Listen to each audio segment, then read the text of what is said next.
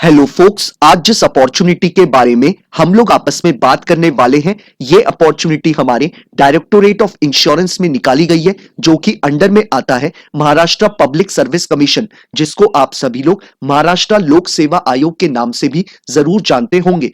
महाराष्ट्र लोक सेवा आयोग ने अपनी ऑफिशियल वेबसाइट पे ये डिटेल्ड एडवर्टाइजमेंट पब्लिश किया है regarding recruitment of junior technical officer. इस पूरे डिटेल्ड एडवर्टाइजमेंट की हर एक डिटेल आप सभी कैंडिडेट्स के साथ शेयर करने से पहले एक इंपॉर्टेंट इंफॉर्मेशन वीडियो की स्टार्टिंग में आप सभी कैंडिडेट्स को देना चाहता हूं। जो भी कैंडिडेट अभी लॉ स्टूडेंट है, लॉ ग्रेजुएट हो चुका है या फिर प्रैक्टिसिंग एडवोकेट है ऑल ओवर इंडिया के किसी भी कोर्ट में, अगर वो चाहता है हमारे इंडिया में हमारी लीगल फर्टिनिटी के रिगार्डिंग कोई भी वैकेंसी निकले, चाहे वो आपकी इंटर्नशिप की वैकेंसी हो, चाहे जुडिशरी की वैकेंसी हो, चाहे कोई कॉर्पोरेट वैकेंसी हो, या फिर सेंट्रल और स्टेट गवर्नमेंट के द्वारा निकाली गई कोई बैंक की वैकेंसी हो, या फिर पब्लिक सेक्टर अंडरटेकिंग यानी पीएसयू की वैकेंसी हो, या फिर हमारे प्रैक्टिसिंग एडवोकेट्स के लिए निकाली गई कोई इंपैनलमेंट की वैकेंसी हो, it means all over India में हमारी लीगल फर्टिनिटी के रिगार्डिंग कोई भी वैकेंसी निकलेगी, उस वैकेंसी के रिगार्डिंग आप सभी कैंडिडेट्स को इस चैनल पे टाइमली अपडेट प्रोवाइड कराई जाएंगी,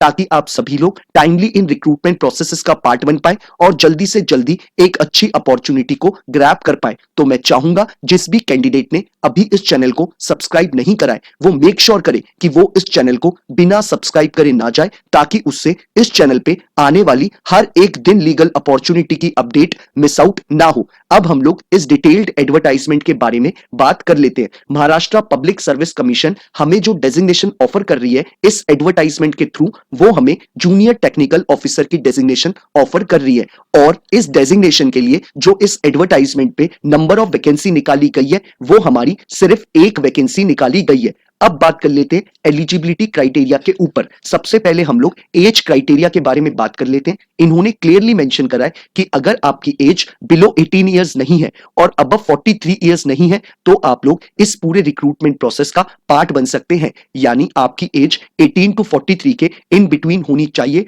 तभी आप लोग इनके एज क्राइटेरिया को मैच कर पाएंगे। अब बात कर लेते हैं हम लोग एजुकेशनल क्वालिफिकेशन के ऊपर। इन्होंने क्लियरली मेंशन करा है, अगर आप एक एलएलबी ग्रेजुएट है from a recognised university, irrespective आपने 3 ईयर का एलएलबी कोर्स करा है या फिर 5 ईयर का बीए एलएलबी का इंटीग्रेटेड कोर्स, अगर आप एक एलएलबी ग्रेजुएट है फ्रॉम अ रिकॉग्नाइज्ड यूनिवर्सिटी, तो आप लोग इनके एजुकेशनल क्वालिफिकेशन के क्राइटेरिया को फुलफिल करते हैं।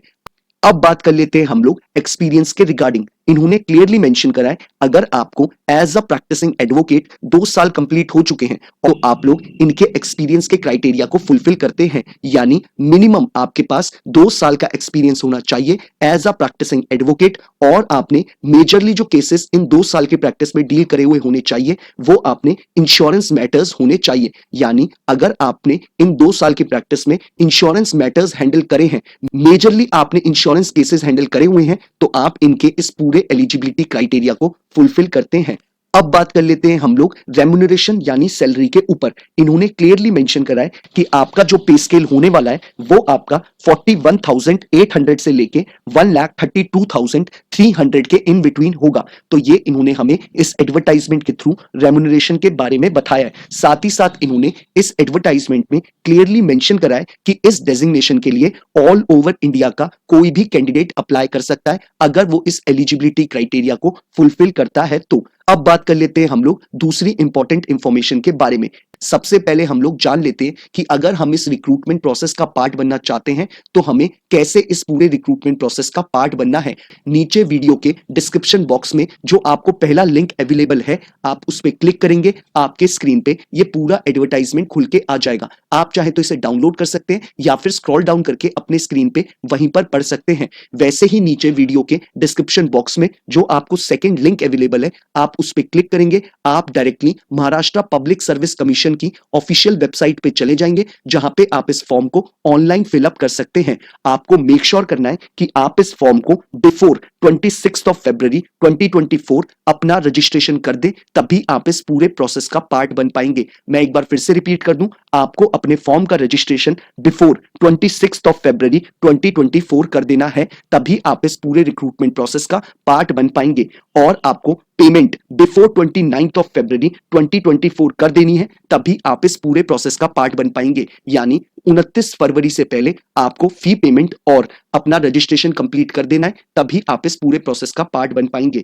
तो ये सारी इंपॉर्टेंट इंफॉर्मेशन हमें इस एडवर्टाइजमेंट पे प्रोवाइड कराई गई थी। अगर आपकी कोई क्वेरी है इस पूरे एडवर्टाइजमेंट के रिगार्डिंग, तो आप लोग मुझे इंस्टाग्राम पे मैसेज कर सकते हैं या फिर यूट्यूब के कमेंट बॉक्स में ही कमेंट ड्रॉप कर सकते हैं। आप सभी लोग जानते होंगे ऐसा कोई कमेंट, ऐसा कोई टेक्स्ट नहीं होता जिसका मैं टाइमली बेसिस पे रिप्लाई ना करूं। मैं अपने एंड से पूरी कोशिश करता हूं कि टाइमली बेसिस पे सभी कैंडिडेट की क्वेरीज को रिजॉल्व कर दूं, ताकि वो अपने प्रोसेस को जल्दी से जल्दी कंप्लीट कर पाए और अपने आगे की प्रिपरेशन उतनी ही जल्दी शुरू कर पाए। बाकी अगर आपको ये वीडियो पसंद आया हो तो आप लोग मेक श्योर करिएगा कि आप लोग इसे बिना लाइक और शेयर करे बिना ना जाएं। बाकी अगर आप लोग चाहते हैं ऐसे ही हर एक दिन आपको एक लीगल अपॉर्चुनिटी की अपडेट मिलती रहे, तो आप लोग मेक श्योर करिएगा कि आप लोग इस चैनल को बिना सब्सक्राइब करे ना जाएं। Thank you so much.